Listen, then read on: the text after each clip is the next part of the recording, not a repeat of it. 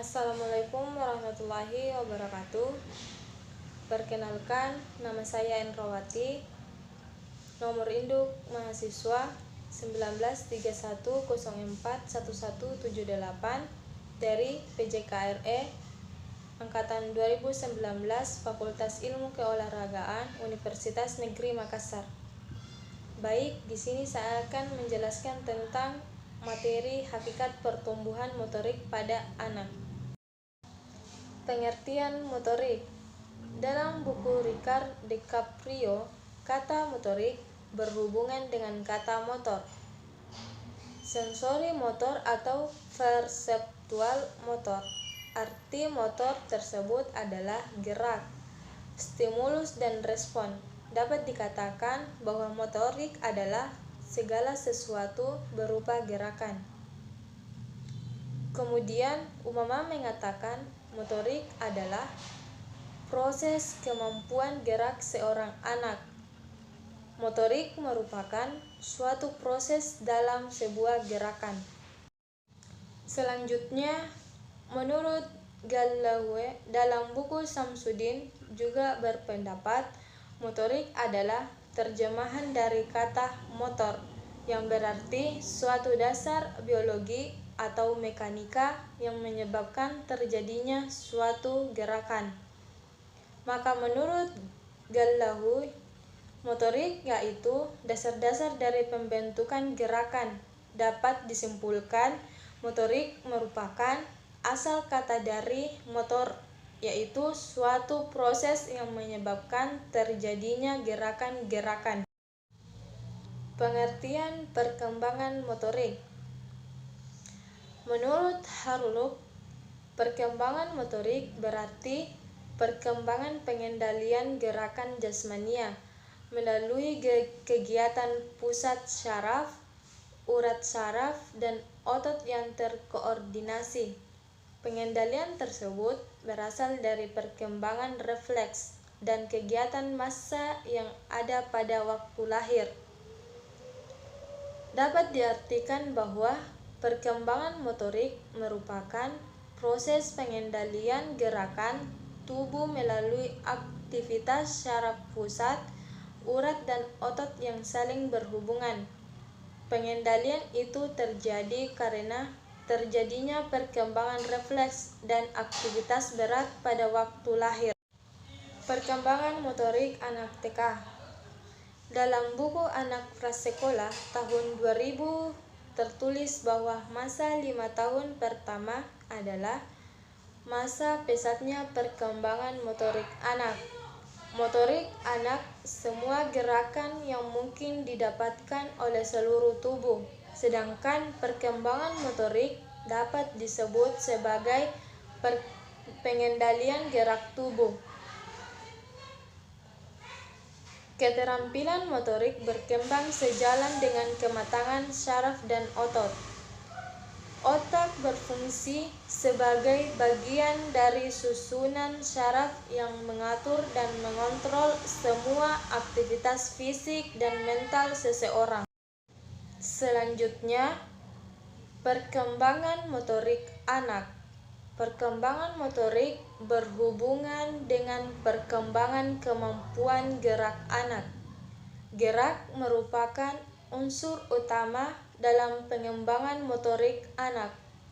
Oleh sebab itu, perkembangan kemampuan motorik anak akan dapat terlihat secara jelas melalui berbagai gerakan dan permainan yang dapat mereka lakukan. Selanjutnya, tahap perkembangan. Yang pertama, tahap sensor motorik. Tahap ini dialami anak usia 0-2 tahun. Pada tahap ini, interaksi anak dengan orang tuanya terutama dilakukan melalui perasaan dan otot-ototnya, dan ditandai dengan karakter yang menonjol. Contoh karakter: tindakan bersifat naluri, aktivitas berdasarkan pada pengalaman indera, dan individu mampu melihat dan meresapi pengalaman tetapi belum mampu mengategorikan. Selanjutnya, yang kedua, tahap praoperasional. Tahap ini berlangsung pada 2-7 tahun. Tahap ini juga disebut tahap intuisi, karena perkembangan kognitifnya memperlihatkan kecenderungan yang ditandai oleh suasana intuitif. Artinya, semua perbuatan rasionalnya tidak didukung oleh pemikiran, tapi oleh unsur perasaan yang cenderung alami. Contoh karakter, cara berpikir imajinatif, bahasa yang bersifat egosentris, rasa ingin tahu yang tinggi, dan bahasa perkembangan pesat. Yang ketiga, peran kemampuan motorik untuk kognitif anak. Meningkatnya kemampuan fisik anak saat mereka di usia TK membuat aktivitas fisik atau motorik mereka juga semakin banyak. Tak heran jika anak-anak TK gemar sekali bermain tanpa mengenal lelah. Segala kegiatan anak selalu dilakukan dengan bermain. Bermain akan meningkatkan aktivitas fisik anak. Prinsip perkembangan. Yang pertama yaitu perkembangan merupakan proses yang tidak pernah berhenti atau never ending process. Individu secara terus-menerus berkembang atau berubah yang dipengaruhi oleh pengalaman atau belajar sepanjang atau hidupnya. Perkembangan baik fisik maupun fisikis berlangsung secara terus-menerus sejak masa konsepsi sampai mencapai kematangan atau masa tua. Prinsip yang kedua yaitu semua aspek perkembangan saling mempengaruhi. Setiap aspek perkembangan individu, baik fisik, intelektual, emosi, sosial, maupun moral spiritual, satu sama lainnya saling mempengaruhi. Pada umumnya, terdapat hubungan atau korelasi yang positif pada aspek-aspek tersebut. Apabila seseorang anak dalam pertumbuhan fisiknya mengalami gangguan atau sering sakit-sakitan, amak dia akan mengalami kemandengan dalam perkembangan aspek lainnya seperti kecerdasan dan emosinya.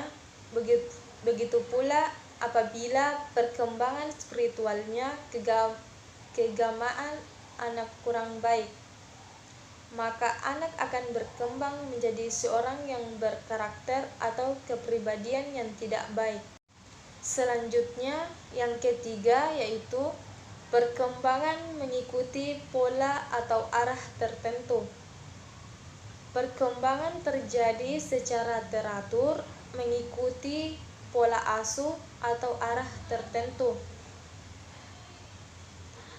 Setiap tahap perkembangan merupakan hasil perkembangan tahap selanjutnya dan merupakan prasyarat bagi perkembangan selanjutnya. Selanjutnya yaitu yang keempat, perkembangan terjadinya pada tempo yang berlainan. Perkembangan fisik dan fisikis mencapai kematangan terjadi pada waktu dan tempo yang berbeda, atau ada yang cepat dan ada yang lambat. Yang kelima, setiap fase perkembangan mempunyai ciri khas. Yang pertama, sampai usia 2 tahun anak memusatkan perhatian untuk menguasai gerak-gerik fisik dan belajar berbicara. Yang kedua, pada usia 3-6 tahun perkembangan dipusatkan untuk menjadi manusia sosial atau belajar bergaul dengan orang lain. Perkembangan motorik anak TK dalam buku Balita dan Masalah Perkembangannya tahun 2001, secara umum ada 3 tahap perkembangan keterampilan motorik anak pada usia dini, yaitu tahap kognitif, asosiatif, dan autonomus. Pada tahap kognitif, anak berusaha memahami keterampilan motorik serta apa saja yang dibutuhkan untuk melakukan suatu gerakan tersebut. Pada tahap asosiatif, anak banyak belajar dengan cara coba meralat olahan pada penampilan atau gerakan akan dikoreksi agar tidak melakukan kesalahan kembali di masa mendatang. Pada tahap autonomos, gerakan yang ditampilkan anak merupakan respon yang lebih efisien dengan sedikit kesalahan. Anak sudah menampilkan gerakan secara otomatis. Selanjutnya, beberapa penyebab lain yang mempengaruhi perkembangan motorik seorang anak, seperti faktor genetik, kekurangan gizi, pengasuhan, serta perbedaan latar belakang budaya. Rendahnya berat badan lahir seorang bayi juga dapat mengganggu perkembangan motorik anak. Pentingnya meningkatkan perkembangan motorik anak usia TK. Yang pertama, yaitu peran kemampuan motorik untuk perkembangan fisiologis anak. Dari segi fisiologis, pentingnya anak bergerak atau berolahraga akan menjaga anak agar tak mendapat masalah dengan jantungnya. Karena sering dan rutinnya anak bergerak dengan cara berolahraga, maka kegiatan tersebut juga menstimulasi semua proses fisiologis anak, seperti peningkatan sirkulasi darah dan pernafasannya. Selanjutnya yang kedua yaitu peran kemampuan motorik untuk perkembangan sosial dan emosional anak. Seorang anak yang mempunyai kemampuan motorik yang baik akan mempunyai rasa percaya diri yang besar. Lingkungan teman-temannya pun akan menerima anak yang memiliki kemampuan motorik atau gerak lebih baik, sedangkan anak yang tak memiliki kemampuan gerak tertentu akan kurang diterima teman-temannya. Kemampuan motorik kasar dan halus anak taman kanak-kanak. Perkembangan motorik adalah proses seorang anak belajar untuk terampil menggerakkan anggota tubuh. Untuk itu, anak belajar dari guru tentang beberapa pola gerakan yang dapat mereka lakukan yang dapat melatih ketangkasan, kecepatan, kekuatan, kelenturan, serta ketepatan koordinasi tangan dan mata. Mengembangkan kemampuan motorik sangat diperlukan anak agar mereka dapat tumbuh dan berkembang secara optimal. Selanjutnya, Sheffield dalam Moelication tahun 1999 menggolongkan 3 keterampilan motorik anak, yaitu keterampilan lokomotorik, berjalan, berlari, meloncat, meluncur. Sedangkan keterampilan non-lokomotorik yaitu menggerakkan bagian tubuh dengan anak diam di tempat, mengangkat, mendorong, melengkung, berayun, dan menarik. Keterampilan memproyeksi dan menerima atau menangkap, yaitu benda menangkap dan melempar. Selanjutnya, secara umum ada dua macam gerak motorik, yaitu gerak motorik kasar dan gerak motorik halus.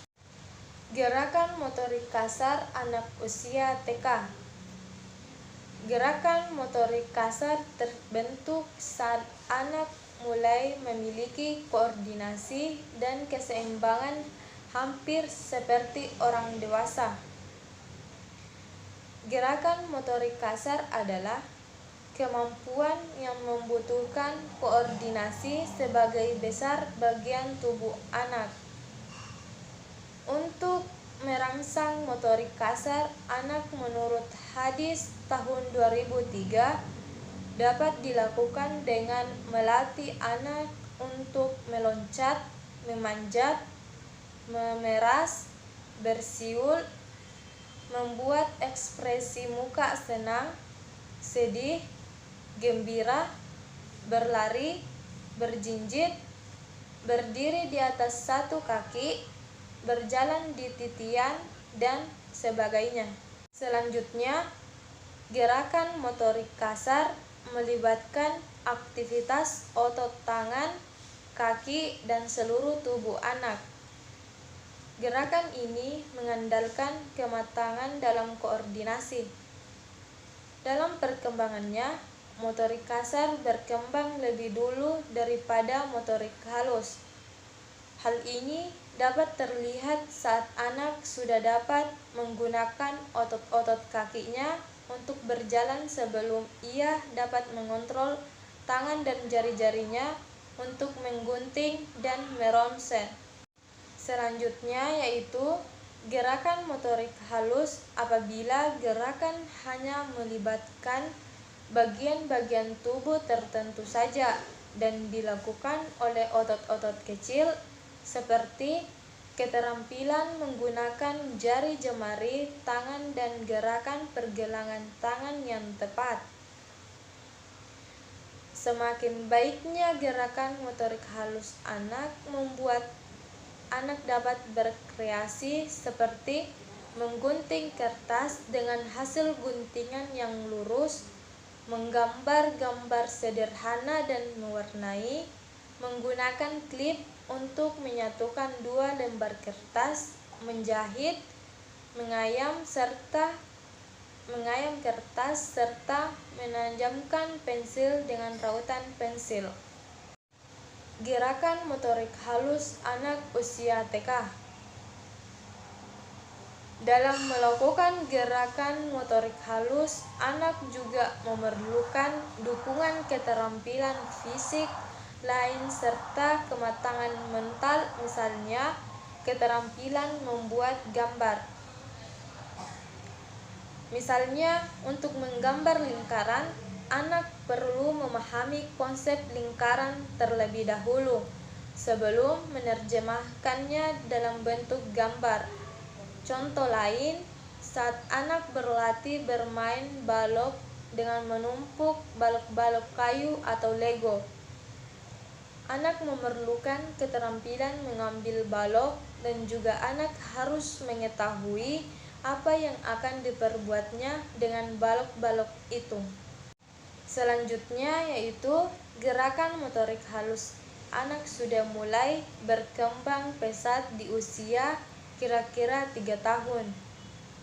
Di usia itu, anak dapat meniru cara ayahnya memegang pensil, namun posisi jari-jarinya masih belum cukup jauh dari mata pensil. Selain itu, anak masih kaku dalam melakukan gerakan tangan untuk menulis. Saat anak usia 4 tahun, ia sudah dapat memegang pensil warna atau krayon untuk menggambar.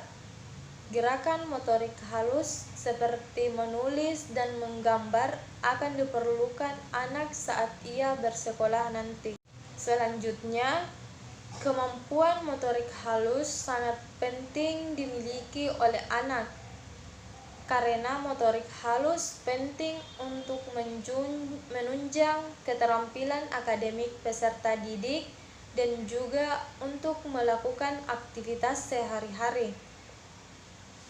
Dalam menunjang keterampilan akademik, motorik halus dibutuhkan untuk memegang pensil, menulis, membuat garis horizontal, vertikal, garis miring kanan kiri atau lingkaran, menggambar, mewarnai, menggunting kertas, atau untuk mengetik. Kemampuan motorik di dalam aktivitas sehari-hari, misalnya memakai dan membuka kancing baju, memegang sendok, membuka bungkus makanan ringan, atau memindahkan uang logam dari genggaman ke ujung jari dan memasukkannya ke dalam lubang celana.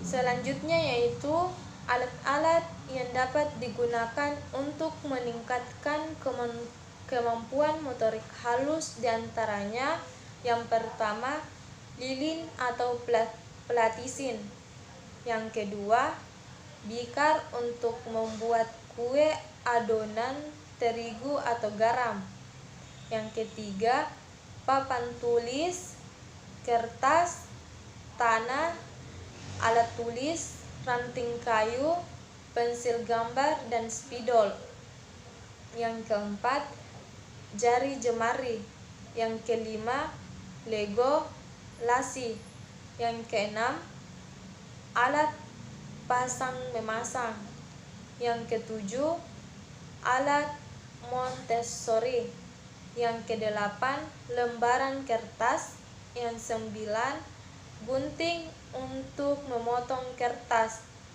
yang kesepuluh membentuk geometri untuk menjiplak, yang kesebelas biji bekel atau bermain. Perkembangan motorik usia 3-4 tahun terbagi atas dua, yaitu motorik kasar dan motorik halus.